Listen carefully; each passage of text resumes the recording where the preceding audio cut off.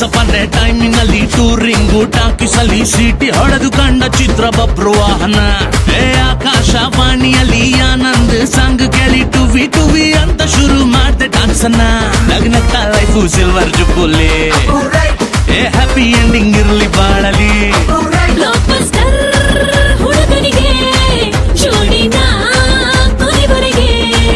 First day first show Kannada cinema ನೋಡಿ star ವಾರು ಯಾಕೆ ನಾವು ಒಂದೇ ಇಲ್ಲಿ. Twinkle twinkle little star